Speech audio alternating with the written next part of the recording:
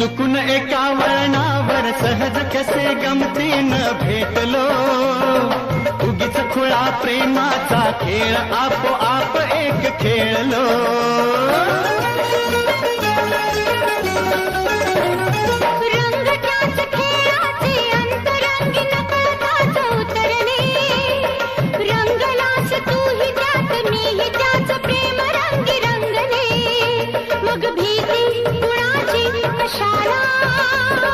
भीती कुणाची कशाला, भीती कुणाची कशाला, अगं भीती कुणाची कशाला.